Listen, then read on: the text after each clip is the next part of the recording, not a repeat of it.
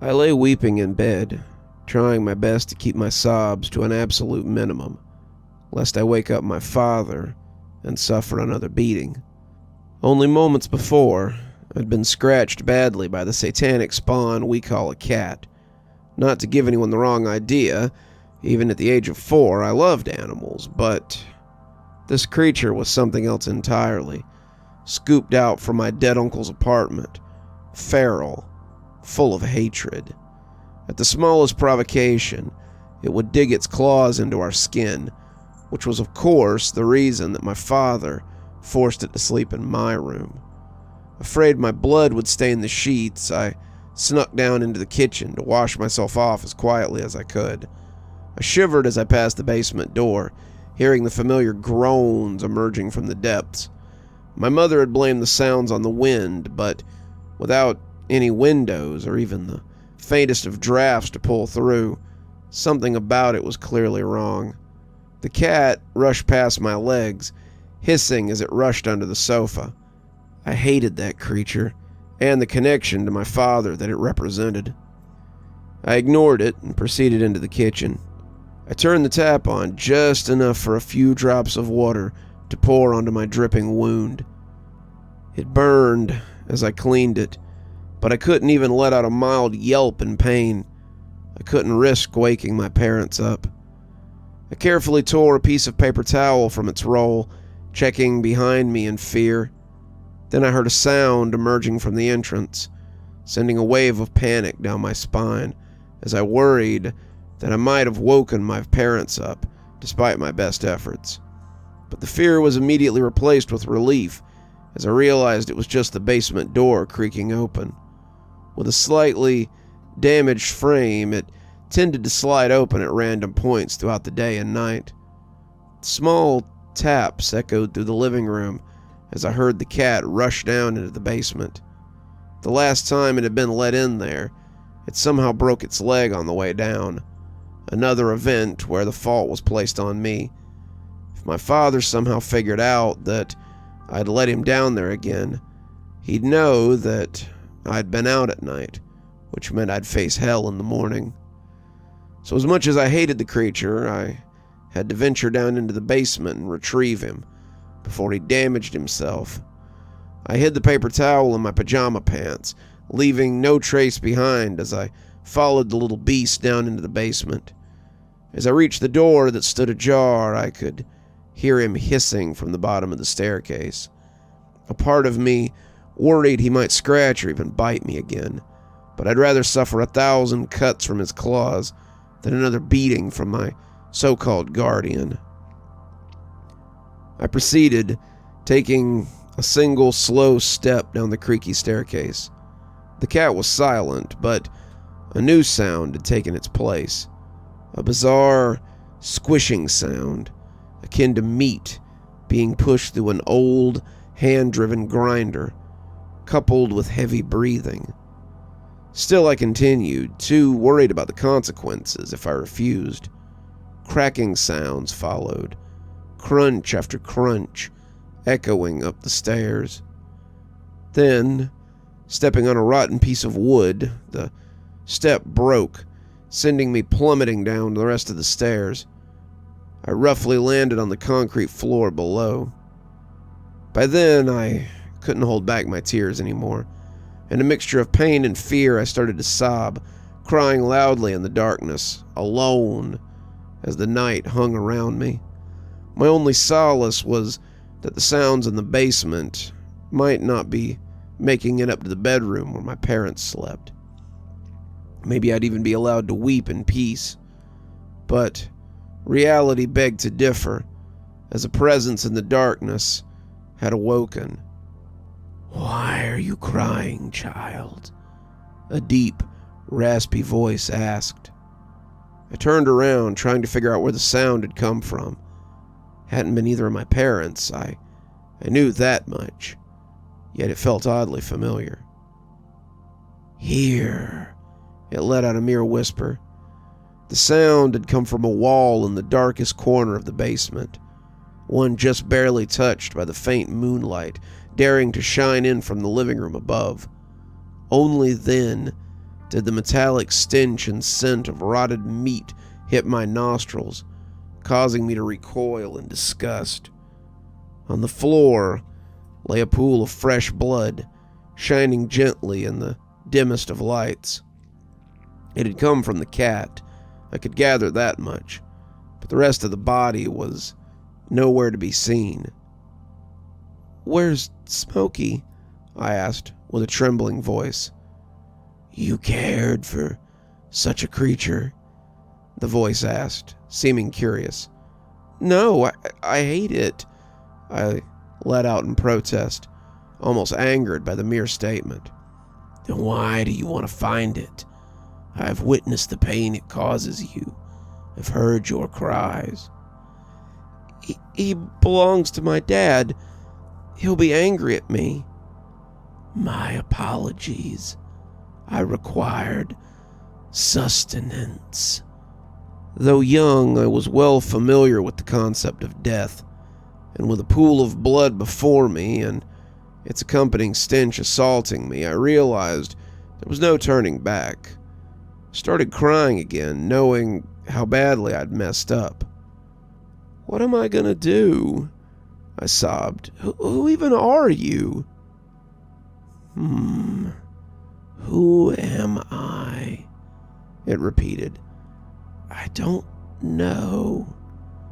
The peculiar statement somehow put a stop to my whines. It was such an odd concept to me, to my young mind, that a sentient being that was able to talk didn't have an identity that it was aware of. You don't know?" I asked. "No. Who are you?"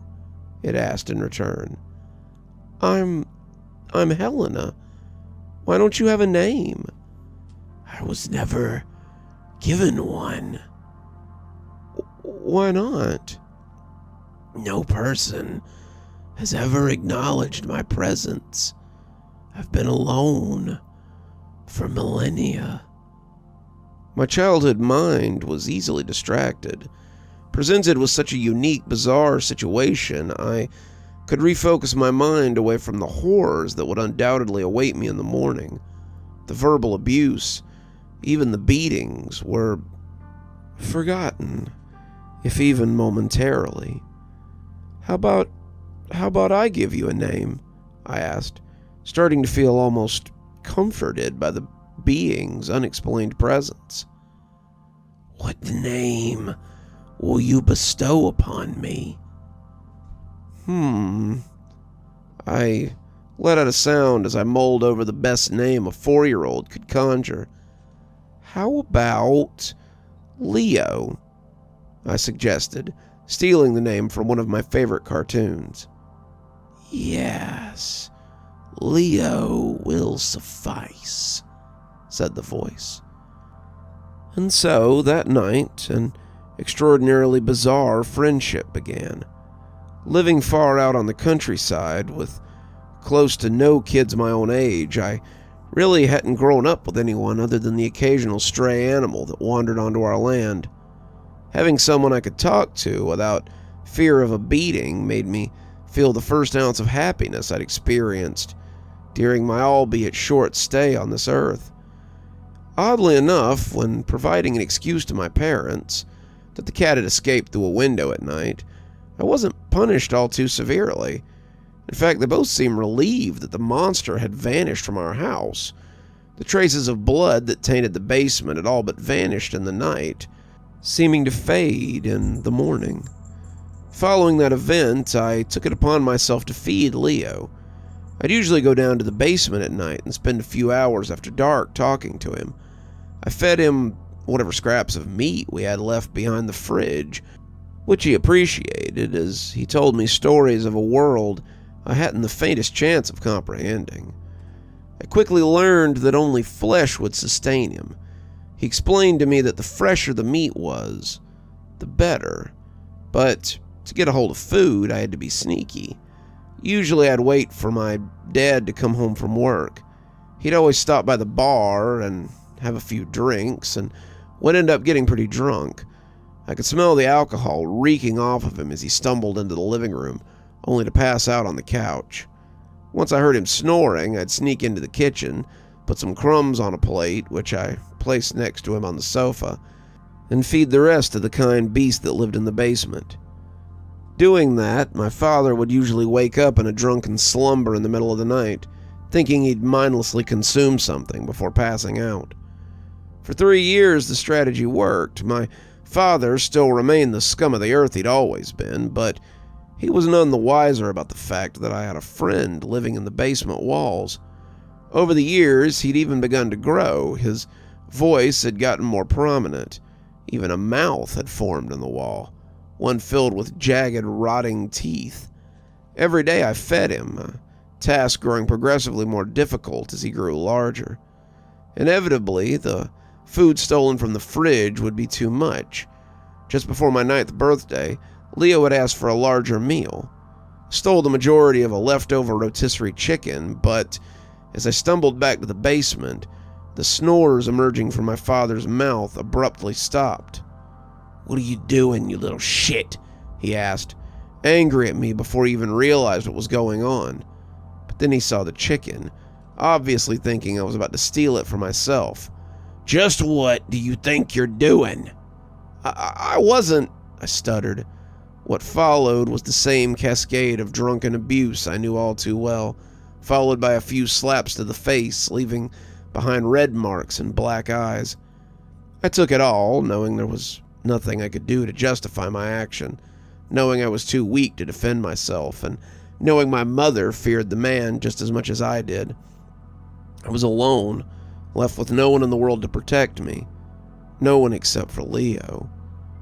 "Why are you crying?" he asked as I greeted him that night. "What has happened?"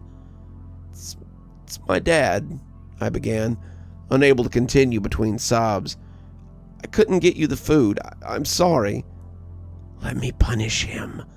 It was a suggestion he'd made on several occasions, but I'd rejected it every time. "I can't," I repeated. "Why would you defend a man who has caused you nothing but suffering since the day you emerged into this world?" he asked, almost sounding disappointed. For a moment, I wondered what our lives would be like without Dad. If my mom and I could finally find some semblance of peace without that monster looming above us, maybe I had just finally reached my breaking point, or maybe I was starting to lose empathy as I aged.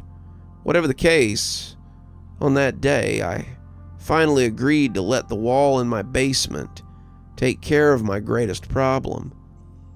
"How?" I asked. With that, we formed a simple yet effective plan. Making my father enter the basement, however, remained the biggest hurdle. It had been moldy and wet for decades, and had even been left empty since before I was born. My dad had no reason to go into the basement unless I tricked him, that was. In addition, I had to do it on a day my mother wasn't home. Months would pass by before the opportunity arose, but when it did, I quickly set my plan to motion. As usual, my father returned late at night from the bar, and I patiently waited for him to pass out in a drunken stupor.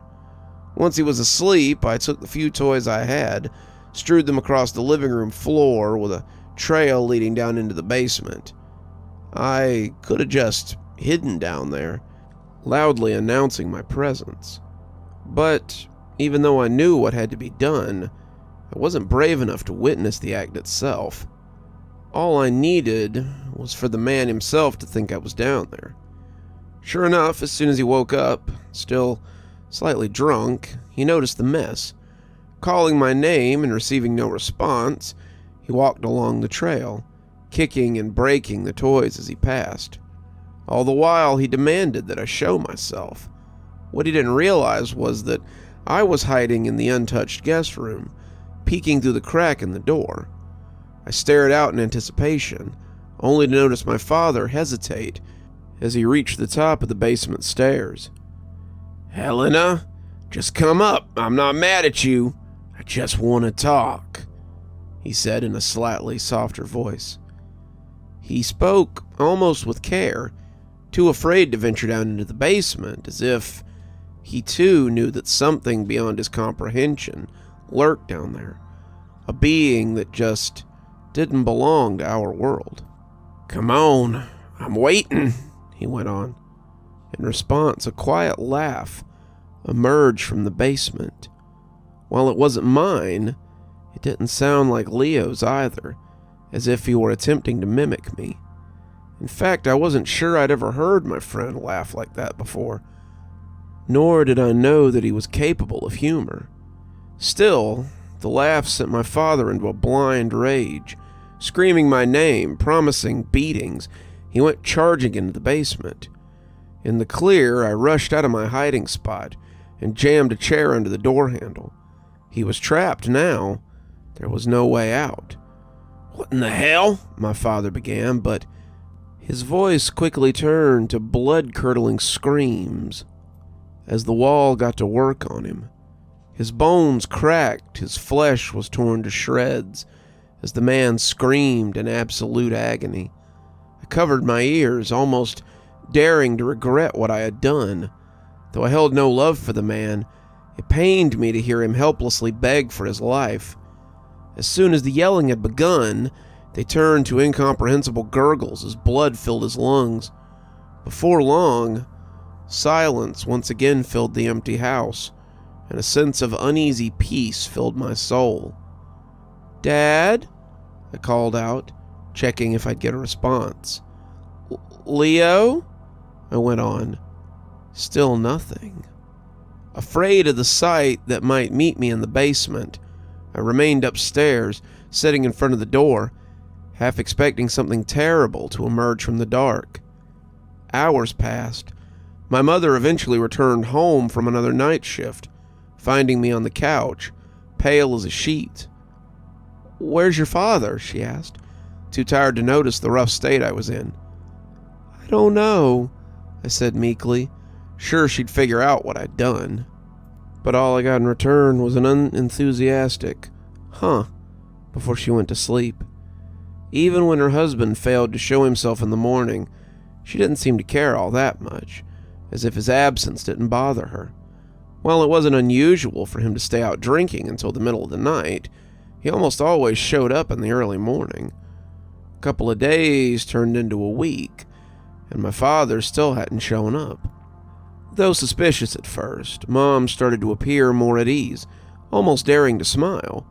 It wasn't until the second week before she finally decided to inform the police.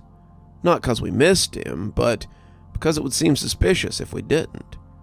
It wasn't the first time they'd been to our house, seeing how the old man treated us all. But as soon as they appeared, he'd become a model citizen, and he'd always find a way to make Mom forgive him. Without charges to press, we were left to suffer his abuse. No proper investigation was ever launched. It was simply assumed that the man had abandoned us, a situation that suited us well. During the next few years, my mom and I would finally get a chance to bond, and my life started to improve.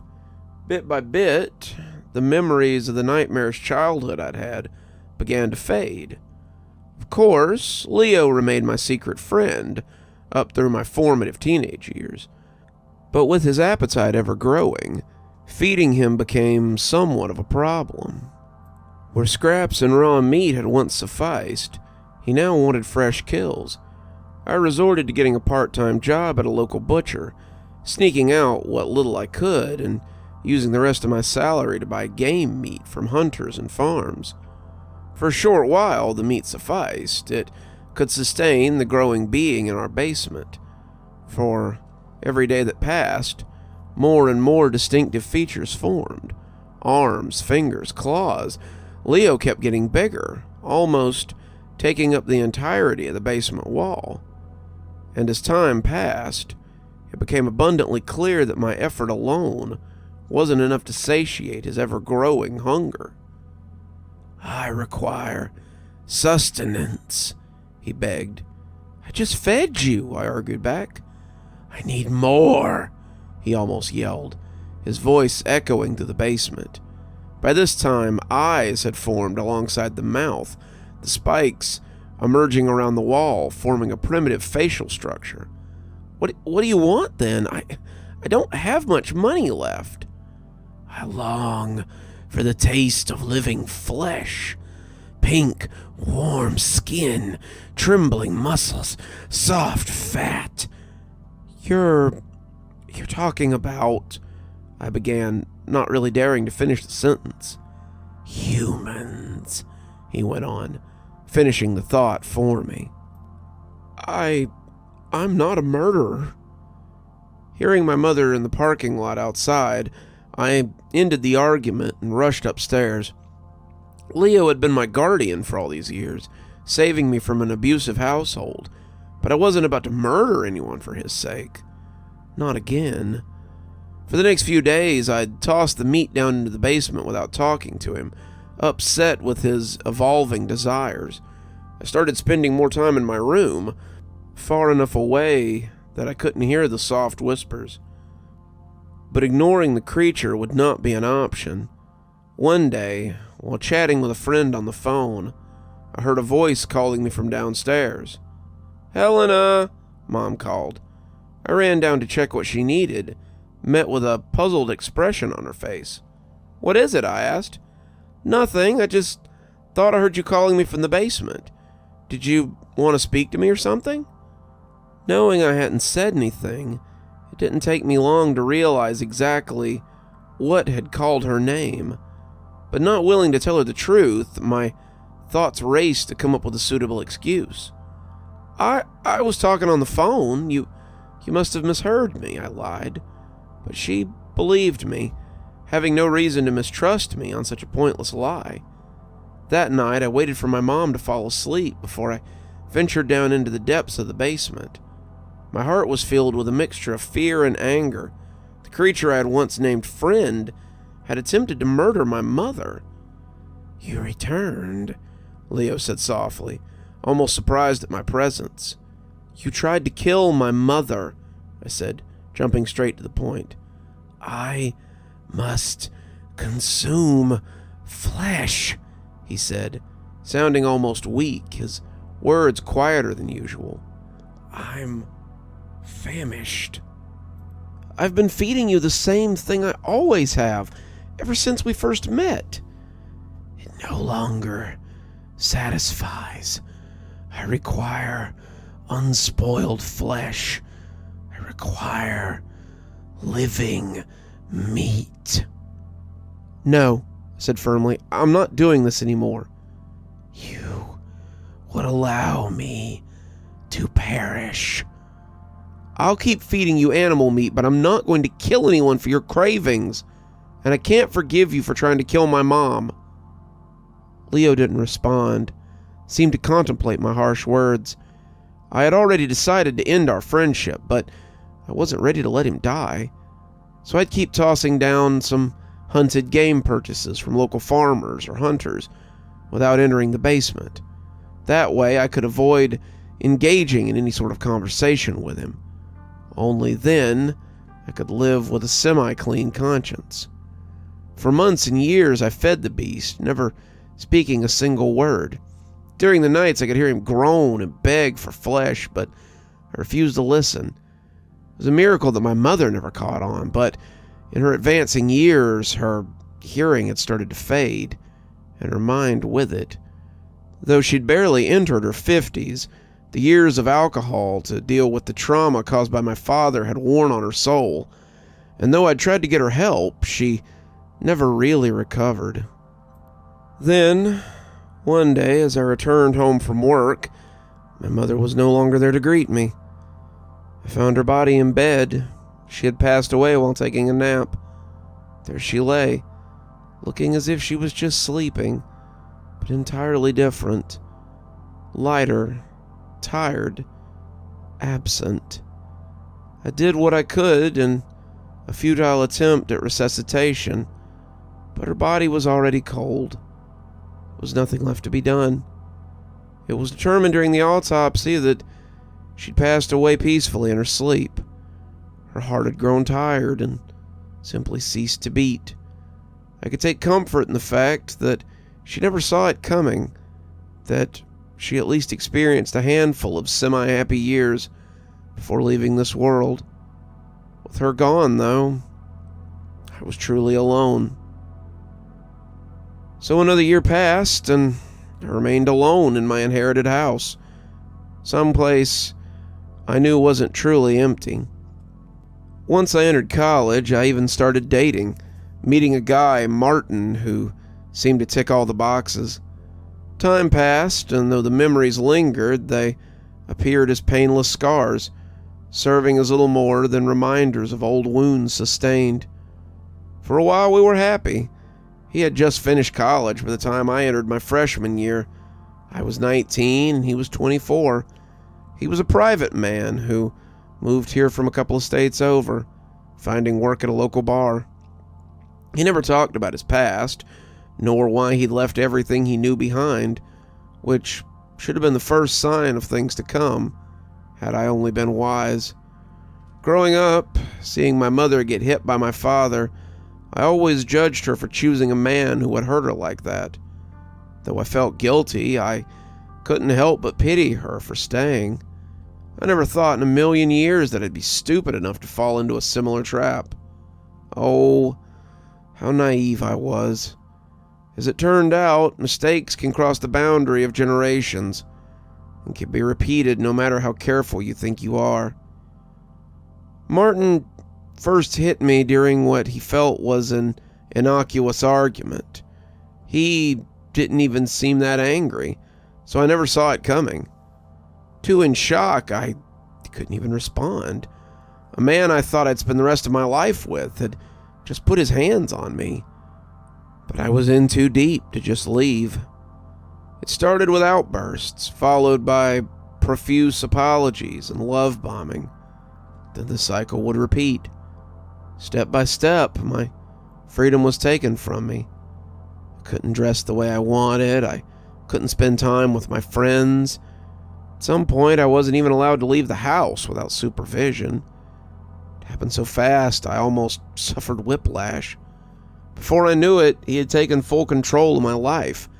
The man who had entered my house might as well have been the reincarnation of the man I'd called father.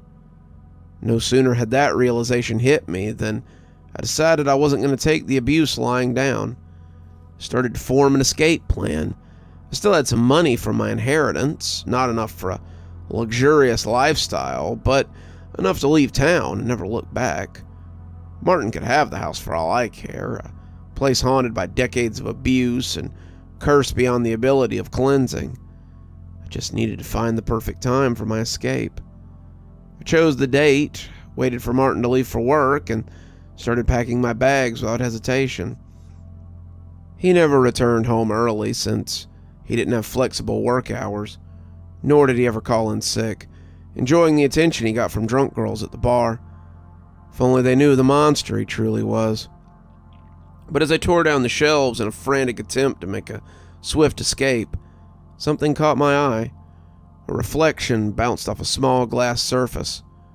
A camera, hidden amongst my personal effects in the bedroom, pointed directly at the bed where my bags lay half-packed. Without having to ask, I knew Martin had been watching me from afar, which meant he'd be back home any minute. I decided to drop the rest and leave with whatever I already had, but as I ran for the door, Martin entered with a knowing, furious expression on his face. "Think you can just leave?" he yelled as he pulled the bags out of my hand. I tried to push him away, and though I was no weakling, he was far larger. I didn't stand a chance. "How do you not understand this?" he said as he grabbed my arm and started pulling me back into the house. "You belong to me." I continued to fight back to the best of my ability, twisting around, punching him, all to no avail. Then, with one final push, he pulled my shoulder out of joint. "Let me go!" I half demanded, half begged between screams of agony. Then, not sure where to put me, he opted for the room closest to our struggle, the one most easily locked up. The basement. A room I knew lay barren, but one that had never been empty. He ripped open the door and pushed me inside, letting me roll down the stairs towards the bottom, where I remained on the floor, battered, bruised, and with a dislocated shoulder. I don't want to hurt you, but you really left me with no choice, he said, before closing and locking the door behind him. I was trapped. Lying on the floor, I cried, like I had so many years ago, the first time I'd met Leo at the ripe old age of 4. Just like then, the beast answered, ready to hear my pleas for help. Why do you cry, child? The voice called out, weaker than I'd ever heard it before. Not a child anymore, and still nothing has changed, I responded. But you are still so little. I can help you, Leo went on, a suggestion I was all too familiar with. Not this time. I can't keep fighting anymore. Just let it be over. No, Leo exclaimed, much louder than before. It is not your time. You must continue your journey. Why? I asked. What's the point? Your purpose is yet to be revealed. What does that even mean? Keep fighting. I can't. You will. I'm too weak to fight him. You are not alone. Why would you help me after I abandoned you? My voice trailed off. But before Leo could respond, the door shot open and Martin stumbled in, a gun in his hand, one I didn't even know he owned. I hate that it had to come to this, he began as he walked down the stairs, but I can't exactly keep you down here forever. This'll be easier on both of us. With one arm refusing to cooperate, I pushed myself up and crawled towards the basement wall, knowing full well I had no chance of outrunning a bullet. But Martin would want to make it personal. He wouldn't attack from a distance. Sure enough, he descended all the way down the stairs, walking up to me with an empty look in his eye.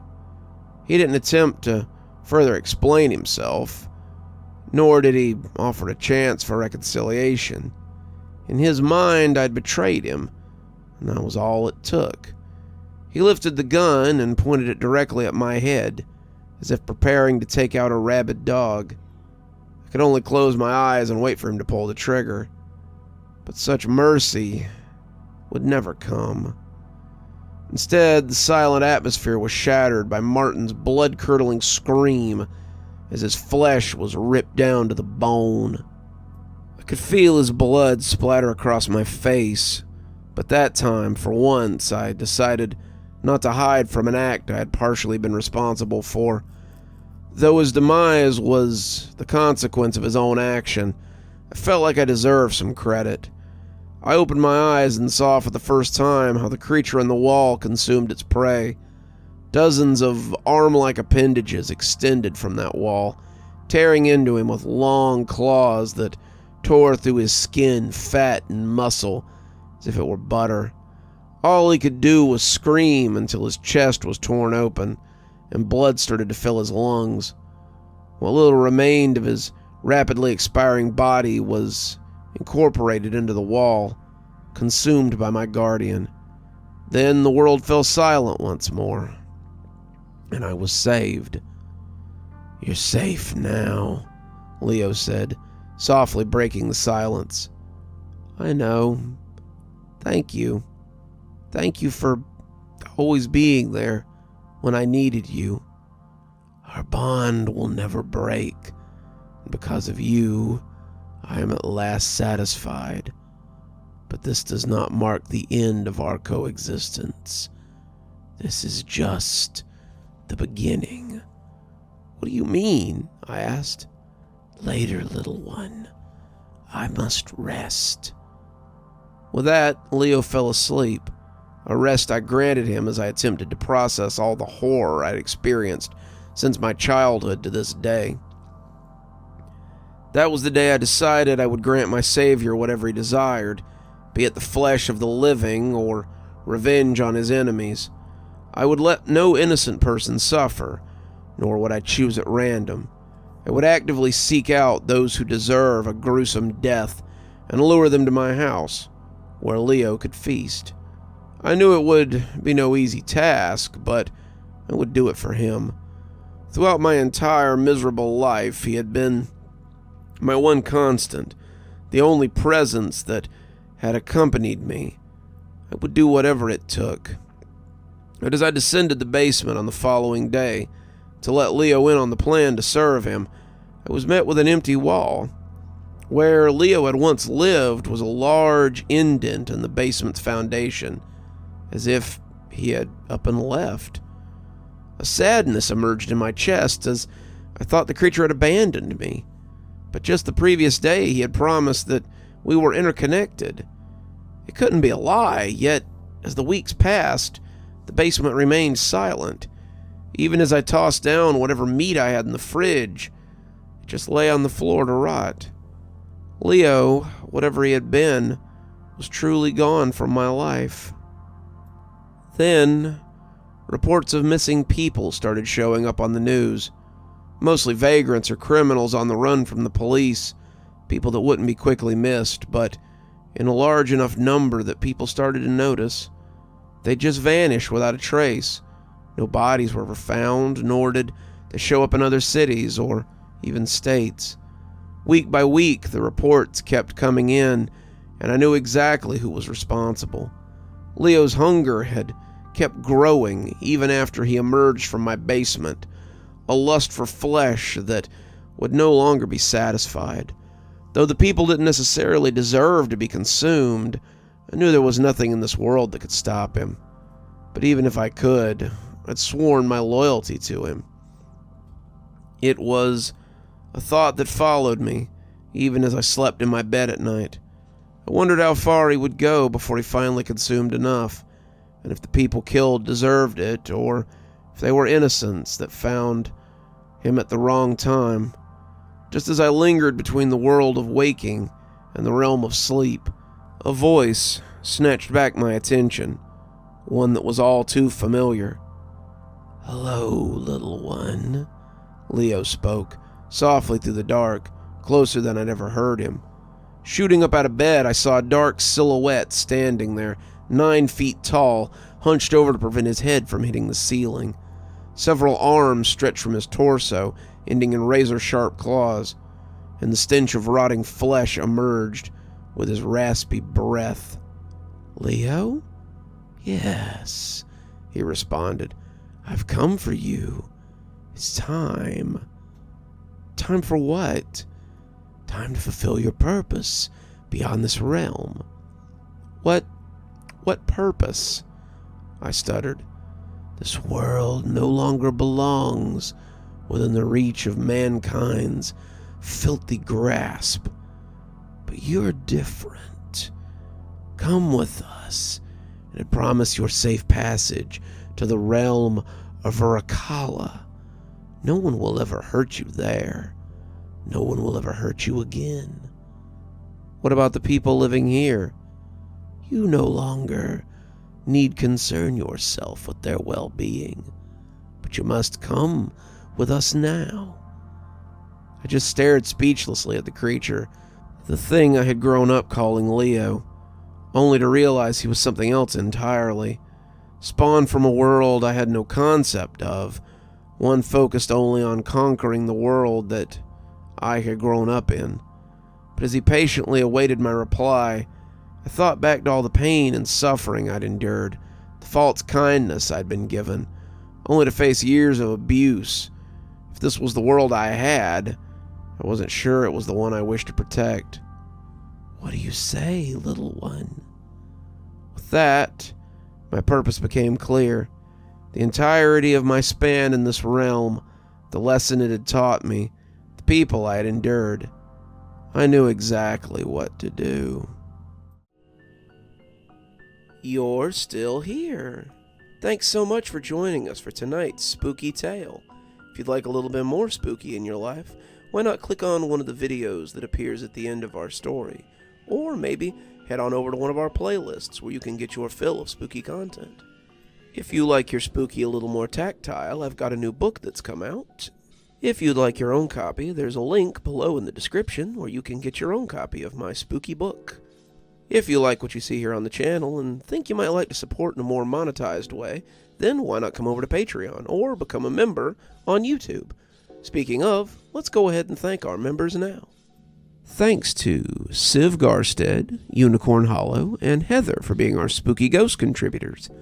Thanks to Janet, Lee Kendall, Saikat, Ronda J, Sue Casper, and Valinator for being our Spooky Skeleton tier contributors. And thanks to Hi Stacy, Winter, Xaronan, Stephanie Carrington, Tyler Parker, Cinnamon Fox, and Sarah Samar 42 for being our Ghostly Reader tier contributors. Thanks, everyone. We just couldn't do the show without you. If you too would like to support the show, we always tell you to come on down to Patreon or check out my member section on YouTube. Spooky Skeleton contributors get their video 12 hours earlier at 8:30 a.m. as opposed to 8:30 p.m.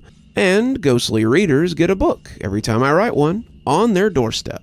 There's actually one coming up here in a few weeks, so if you'd like to get in on that, please go ahead and sign up. And as always, thanks for stopping by. Dr. Plague, signing off. Have a wonderful evening.